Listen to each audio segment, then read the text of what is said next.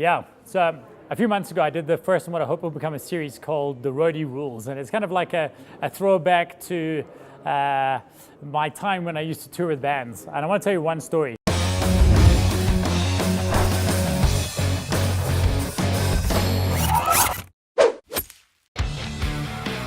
So I was on tour with a band called Wet Wet Wet, and there were 3 of us operating lights at the show.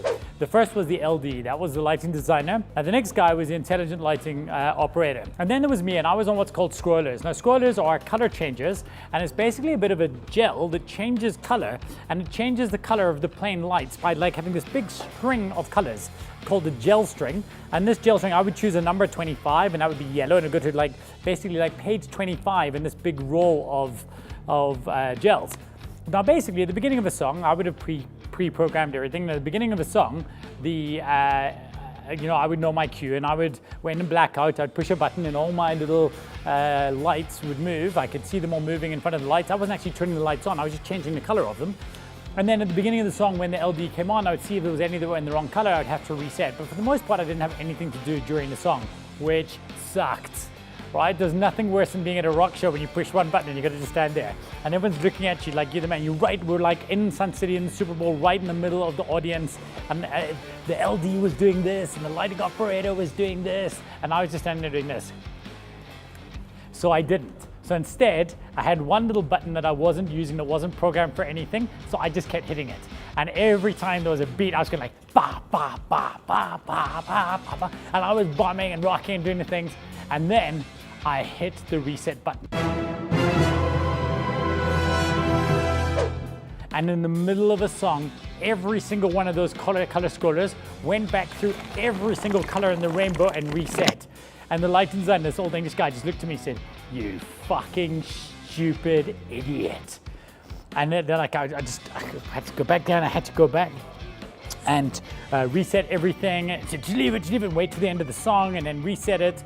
At the end, I nearly got thrown off the desk. I ended up finishing the tour, but it was a lesson. He kind of said to me, look, I understand you want to perform, you want to be part of it, but you got to pick your moments, man. And the reason I'm telling you this is because I don't regret it at all. You see, this idea of wanting to perform has been something that I've done my entire life. It's been there's almost this need to overperform. And I think it's actually set me off on a pretty good foot. And I want to encourage you to perform today. So my favorite band is a band called Rise Against. My second and my third favorite band is a band called Rise Against. Don't hold me up, now I can stand my own ground. I don't need your help, no, you won't let me down. Rise Against. But my fourth favorite band is a band called Crossfaith. It's this metal band from Japan. And they've got this drummer, his name is Tatsu. And when he drums, and I was chatting to Kevin from the office here, who's somewhere around. He's a drummer as well with First Project. And when he drums so much more than he ever needs to. And when I was chatting to Kev would say to me, you know, in First Project, this drumming band that he had, they would always emphasize, y'all, and everything. They would do everything bigger than it needed to be.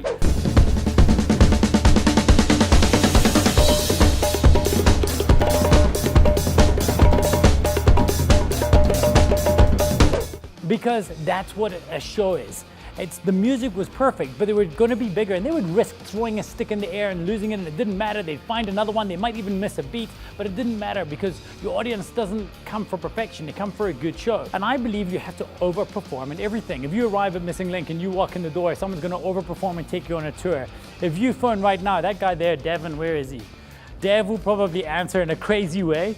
And I always hear him there, and he will make a noise and have a great time, and every single time somebody answers the phone, he just jumps up and does it. It's not his job, he just likes doing it, and he makes a show about it because he wants to overperform, because he wants to make sure something's an experience.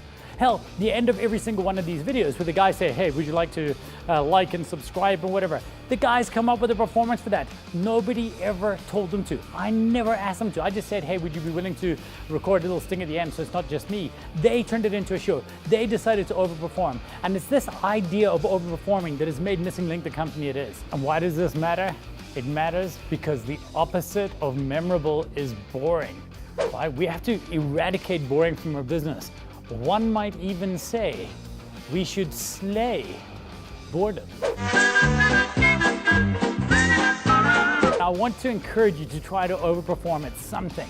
Just to pick something in which you could do the job, or you could do the job as a performer. I want you to watch, I'm going to show you 30 uncomfortable seconds of this metal band, and I want you to watch them. But just see, there's a keyboardist. That guy just sets up his thing at the beginning of the song. But you see him, he's jumping in that keyboard, he's performing. Check this.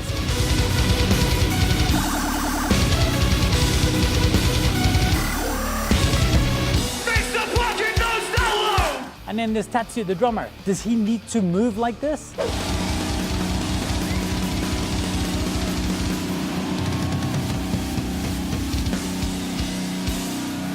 No, but they're doing it because they're overperforming, because that's what you're paying for, that's what you're coming for, and that's why you're going to come back, and that's why your customers are going to come back to you. So I want to encourage you and to beg you and to plead with you to overperform.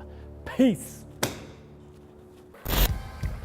Hey, what's up? I'm JJ from Missing Link. Thanks for watching this video. Hit like and subscribe if you dig the video, and I'll see you next week. How do you get back to my routine?